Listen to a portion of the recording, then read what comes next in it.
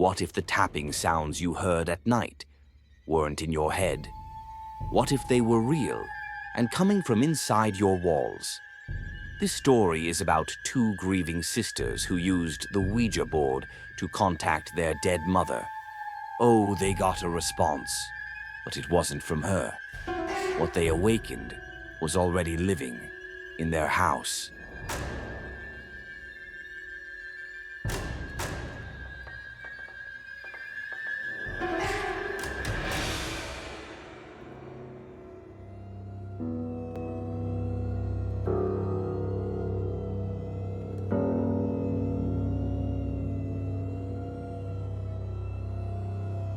In the fall of 1986, Frank Bowen and his two daughters, Tina, just 15, and Karen, only 9, experienced a terrible life-changing loss. Frank's wife, the girls' mother, had passed away from cancer. It was devastating. But what made it even worse was that she wasn't just a mother. She was the backbone of their home, a working mom whose income was crucial to keeping the family afloat. After she died, Frank knew something heartbreaking. As much as he wanted to stay home to help his daughters grieve, he simply couldn't. He had to survive. He had to provide. So, he went back to picking up late-night shifts night after night, leaving Tina and Karen at home, alone, still reeling from the loss, still hoping somehow their mother might walk through that door. Then came October, another night, another shift, and Tina and Karen were once again alone in the house, grief-stricken, longing for something they couldn't explain. They missed her, desperately. They would have given anything, just for one more moment, one more word, one more smile. They couldn't accept it that she was really gone, forever. That night, while putting themselves to bed, they began to talk, quietly at first, about her, about memories, about how they wished, just maybe, they could find a way to talk to her again. Then, one of them said something that changed everything. Wait a minute, maybe we can. You see, the girls had something in the house, a Ouija board. To some people, it's just a toy, but to others, it's a doorway, a way to reach the dead. The board had letters, numbers, yes, no, and a strange tool called a planchette, a free-floating pointer that users believe spirits can guide. Tina and Karen were willing to believe, so they brought the board downstairs to the basement. They laid it out, dim light, cool air, fingertips resting gently on the planchette, and then softly, "Mom, are you here with us right now?" Nothing. A minute passed, then again, "Please, anything. Just move it a little, show us you're here." Still, nothing. But they didn't stop. They sat there, hour after hour, repeating their questions over and over, hoping for a sign, a flicker, a whisper, something, anything. Their voices were soft, their eyes full of hope. They wanted to believe that maybe, just maybe, she was watching over them, listening. But no matter how hard they tried, how desperately they begged, the planchette never moved. The seance didn't work.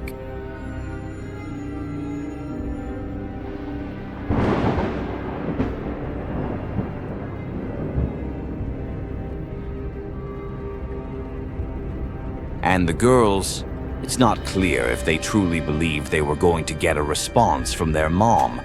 But when nothing happened, it hit them again. The painful truth. Mom was really gone. Frustrated and disappointed, they packed up the Ouija board. Quietly, they walked upstairs to their bedrooms on the second floor. It was late. The house was silent, and their father, Frank, was still working the night shift. They were alone. Lying in bed, they tried to sleep. But then, a sound, faint but clear, tapping, somewhere below them, either on the first floor or in the basement. At first, they thought it was nothing.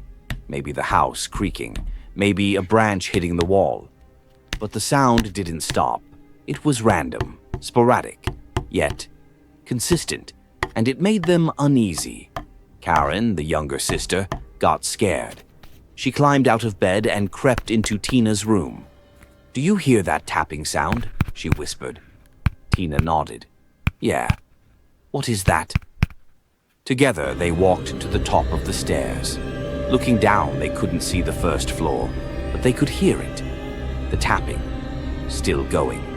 Then one of them said, "Wait, what if it's Mom? What if the seance worked?" Excitement, hope. "Mom, is that you down there?" one of them called out. Immediately, tap, tap, tap. Something downstairs responded. They lit up. The seance had worked.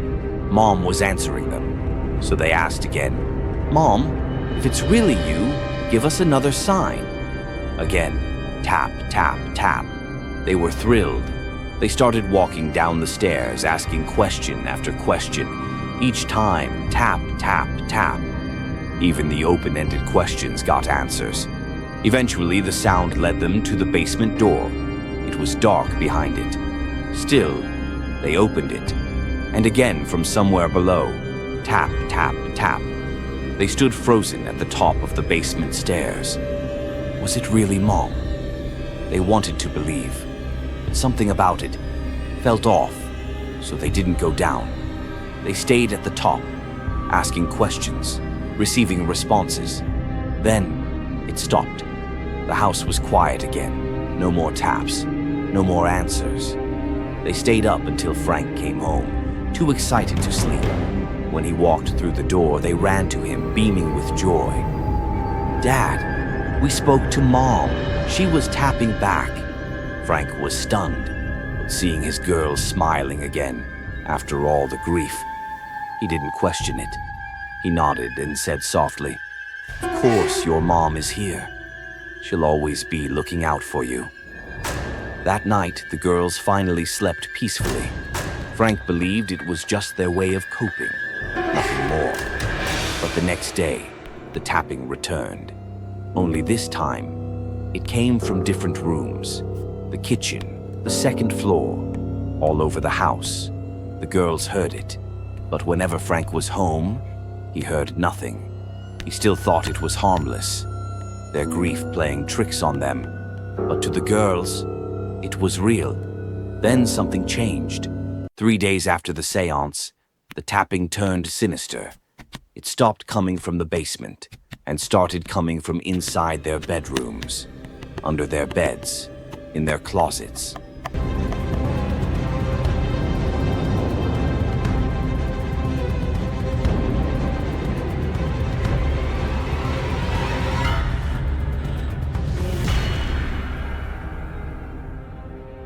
Terrified, the girls, they begged their dad to believe them. But Frank, trying to protect them from spiraling further, insisted, "There's nothing in this house that can hurt you."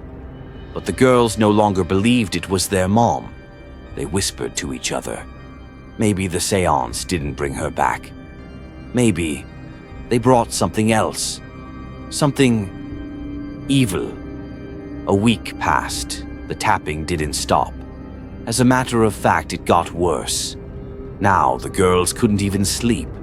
They were making excuses to stay at friends' houses, anything to avoid being alone at night. Frank was at his wits' end. This wasn't healthy grief anymore. It was something else. He warned them. If it continued, they'd be sent to grief counseling. That night, no one else was available. The girls had to stay home alone.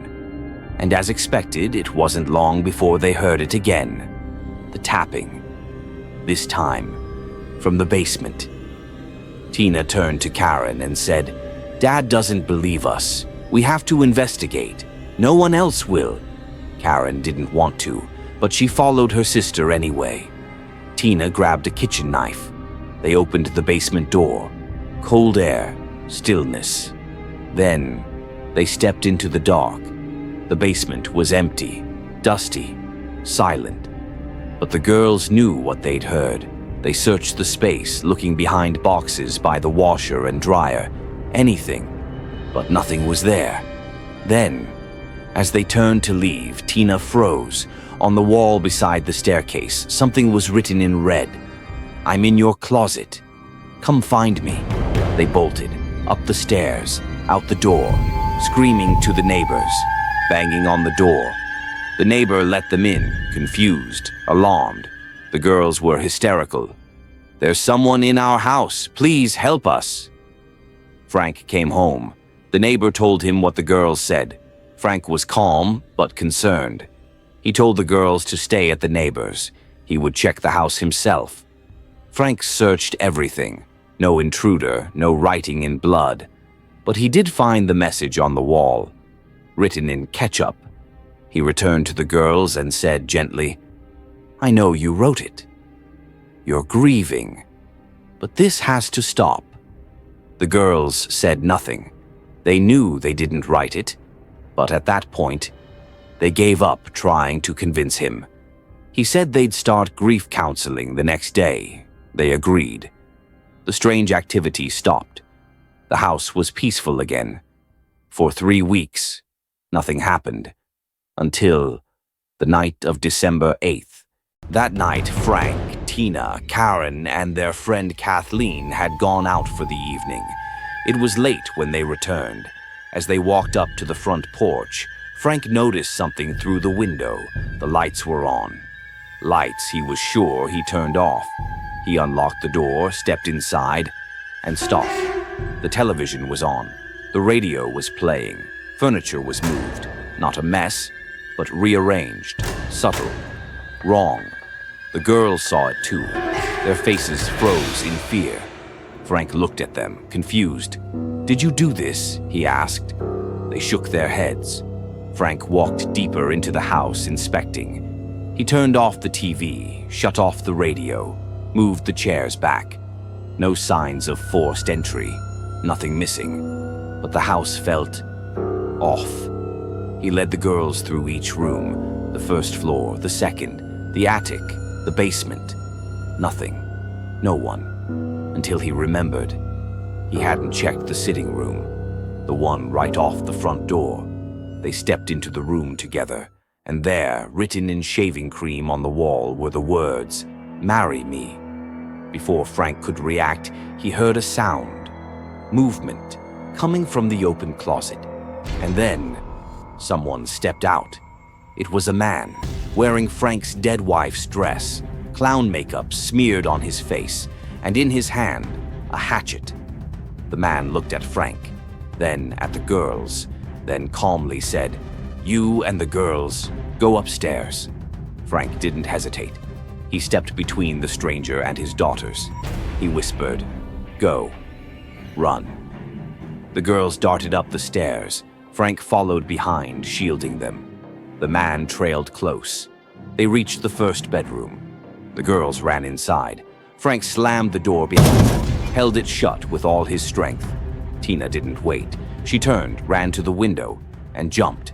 She hit the ground, rolled, then sprinted to the neighbor's house, banged on the door, screamed, "There's someone in our house." The neighbor called the police. Within minutes, officers arrived. Frank was leaning out the upstairs window, shouting, "He's here! He's still in the house!" The police helped everyone down, then entered the house, weapons drawn.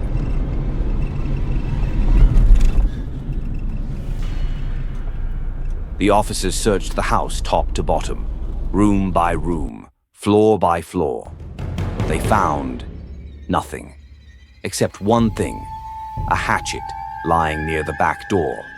The door was partially open. It didn't make sense. No tracks, no sign of forced entry, no intruder. Still, the police promised to monitor the house 24/7. They advised Frank to take his daughters somewhere safe, just in case. Frank and the girls left. They stayed with family friends. 2 days passed. Officers watched the house round the clock, but no one was seen going in or out. Nothing happened. On the third day, Frank returned to the house alone, just to collect toiletries and clothes. As he walked up, he thought he saw something. Movement in an upstairs window. But when he looked again, it was gone. He called the police, asked if they were inside. They told him no. They only monitored from the outside. A shift change might have caused a momentary lapse, but just to be sure, they'd search the house again. An officer arrived and entered the house. What he saw inside was madness. Pennies glued to the ceiling, family photos stabbed with kitchen knives, always through the daughters' faces. Above them, in marker, "I'm going to kill you, Tina. I'm going to kill you, Karen." Officers swarmed the house, guns drawn. They tore it apart, room by room. Still, nothing. Until they reached the basement. One officer leaned on the washing machine. It shifted. Behind it, a hole in the wall. He shined his flashlight in and saw a tunnel. And in the tunnel, crouched, was a boy wearing a dress, hatchet on his shoulder, makeup smeared across his face. He was watching them. His name was Danny LaPlante. Danny was 16. He had met Tina once, but she didn't remember him. But in his mind, she had rejected him. So he broke into their home, burrowed tunnels through their walls, and lived there in secret for months. Danny had been behind the tapping. He watched them from inside the walls, listened to every conversation, waited. And when they used the Ouija board, he saw an opportunity. He pretended to be their mother, then slowly turned it into a nightmare. He snuck into their rooms at night, tapped under the bed, stood in their closets, wrote on the walls. He wanted to terrify them. And when he stepped out of that closet in the wife's dress, with a hatchet in his hand, he wasn't playing anymore. He intended to kill them. But Tina, jumping out that window, saved their lives. Danny LaPlante was arrested. 10 months later, while out on bail, he murdered 3 people in another home invasion. He's now serving multiple life sentences. Parole denied. He was determined to be one of the most psychopathic inmates in the entire prison system.